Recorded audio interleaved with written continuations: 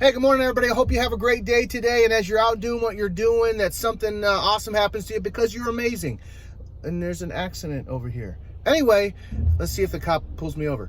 But I was thinking this morning, I was scrolling quickly through my feed, and our friend Deb Malkowitz, her name popped up, and I got thinking about her, and then instantly got thinking about childbirth. And here's why: is because she is my wife's friend that she met when they were both working at the hospital. Debbie was a nurse in the labor and delivery, and my wife was an OB tech, and so they got to be friends. And then we started having kids, and Debbie was there at each and every single one of our births of our children.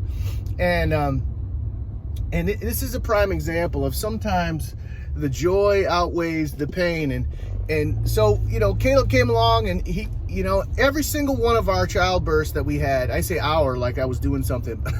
I was there kind of wringing my hands and hoping everything went well, and kind of, you're okay, honey, you're doing a great job. So that was my participation, in childbirth. And, I helped get the child in there too. Anyway, I digress.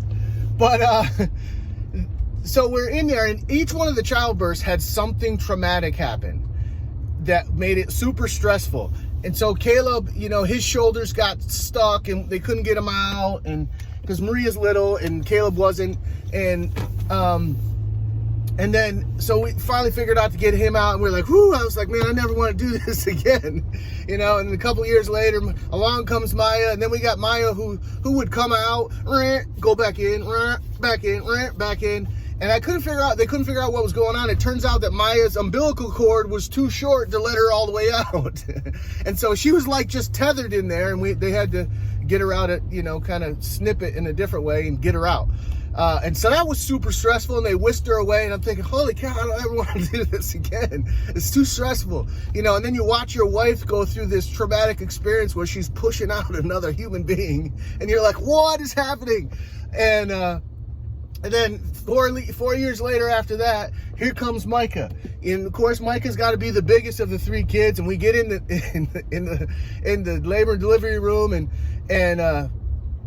we're doing the birth, and things are happening, and we can't get Micah out. And next thing you know, Maria's pressure crashes, and then I hear cold blue, and they go, Josh, hold a leg, and I got Maria's leg pinned up behind her head, and another nurse has got another leg, and Debbie's in there telling us what to do, and it was like a scene out of WWE in there, and it was really weird.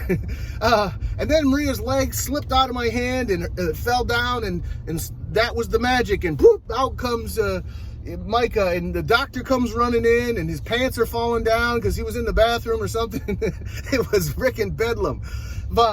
And I'm thinking, I don't ever want to do this again. And then the doctor starts yelling at me because I have big kids. I said, listen, I didn't make my wife eat steak and potatoes every single day. But afterwards, Debbie Malkowitz said to my wife, she said, I don't think I can ever do another one of your births again, Maria. If you go into labor, if you and Josh decide to have more kids, I'm not coming to one of these births again. And so a shout out to Debbie for being there for us every single time and helping us go through these wacky births. But each time we would go back, and we wouldn't be we wouldn't be deterred from having more kids because of the pain of each one of those situations, because the joy of having children, all you moms know, the joy of having children, all you dads know, far outweighs the pain. And so as you're going through life, and there's things, and sometimes there's pain, that's associated with whatever you're going through, realize the other side of it, there's an immense amount of joy a lot of times. So stick and stay through the pain, and don't call Debbie Malkowitz if you're going to have a traumatic birth.